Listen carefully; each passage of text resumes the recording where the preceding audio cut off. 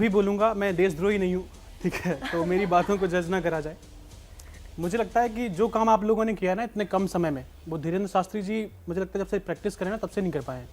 आपने 5-6 दिनों में ना उनको इतना बड़ा बना दिया है कि जहाँ देखो वही छाए हुए हैं। मतलब खतरनाक तरीके से धीरेन्द्र शास्त्री। मुझे लगता है ना ये सब देखो टोने टोट के, और ये जो सुहानी जी कर रही हैं काफ़ी टाइम से, मैंने इनका देखा एक वो पानी वाला, तो बेसिकली ये जो सब है ये है एक तरह से इंसान की उम्मीदों का फ़ायदा उठाना, उसको गलत रास्ते पे लेके जाना, गुमराह करना। मुझे यही लगता है। मुझे लगता है ये कोई चमत्कार नहीं है। दिव्य शक्ति अगर है तो इसके बारे में वो बताएं, उसकी प्रक्रिया बताएं कि क्या करते हैं वो, कहाँ से लाते हैं और कैसे वो उस पर्चे पर लिख लेते हैं सब कुछ।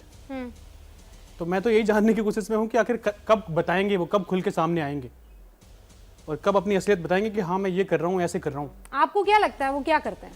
मुझे लगता है वो ऐसा कुछ नहीं करते जो ये साइंस है प्रॉपर, टेलीपैथी, मेटलिज्म, ये सब तरह तरह की चीजें हैं। टेलीपैथी अलग चीज होती है, मैं बस टेलीपैथी इज वेरी डिफरेंट। ये जो आप माइंड रीडिंग वगैरह कर रही हैं जी, इस तरह से वो उन्होंने भी नहीं, पर आपने तो बहुत देखा होगा ना, अब हमने इतना दिखाया तो आपने देखा ही होगा। मैंने बिल्कुल देखा है और मुझे लगता है कि ये कहीं ना कहीं है ना कि उतने बड़े मंच पे सामने वाला बंदा झूठ भी नहीं बोल पाएगा। अगर वो किसी को कुछ ऐसा बोल देंगे ना कि यार आपके मन में मैं आपकी पोल खोल दूंगा कि आपकी कितनी गर्लफ्रेंड्स हैं, कितने बॉयफ्रेंड्स हैं, तो वो तो इस तरह की बातें भी करते हैं, तो वो बेचारा वैसे ही डर जाएगा।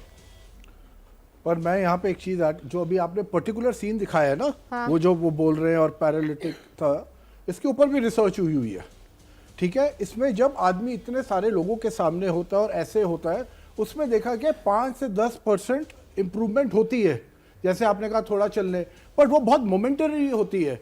इसमें जब एक लॉन्गिट्यूडनल स्टडी हुई, जब इसके अंदर लॉन्गिट्यूडनल तो बहुत अलग चीज होती है, 3-4 दिन के अंदर जब फिर से देखा गया तो वो आदमी बिल्कुल बैक टू स्क्वायर वन था, जो हकीकत में जितना उसको प्रॉब्लम पैरालिसिस की जो प्रॉब्लम थी वो बिल्कुल वहीं की वहीं थी।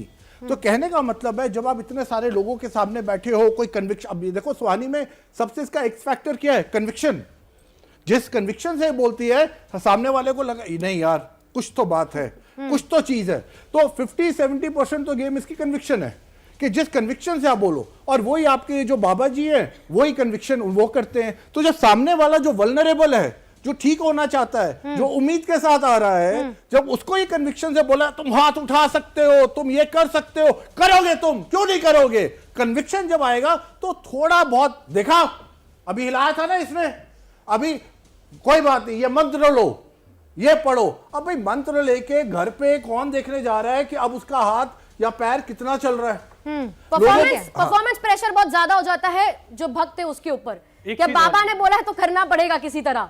दोनों तरफ परफॉर्मेंस प्रेशर बहुत ज्यादा है। मैं एक बार फिर से दर्शकों को बता देना चाहती हूँ, बस 1 सेकंड आकाश जी, मैं फिर कह देती हूँ, आकाश जी ने जैसे एक स्टैट्यूटरी वार्निंग यहाँ पर देने की कोशिश की, मैं देशद्रोही नहीं हूँ, हालांकि उनको कोई देशद्रोही नहीं बोलेगा। यहाँ पर ये हिंदुस्तान है, हर किस्म की विचारधारा आपको यहाँ पर मिलेगी, और जब ये मैं कह रही हूँ तो मैं पूरे सम्मान के साथ, पूरी ताकत के साथ और पूरे विश्वास के साथ कह रही हूं, सनातन धर्म पर किसी तरह का कोई सवाल नहीं है, लेकिन उसकी आड़ में अगर देश की जनता को कोई बरगलाने की कोशिश कर रहा है तो सवाल कल भी पूछे थे, आज भी पूछेंगे, आगे भी पूछेंगे और पूछते रहेंगे, ये कोई नहीं रोकेगा। बागेश्वर धाम में हनुमान जी की भक्ति में हम सब निछावर हो जाएंगे, लेकिन अगर बाबा ऐसा कुछ कर रहे हैं जिस पर यकीन नहीं किया जा सकता तो सवाल तो हम पूछेंगे।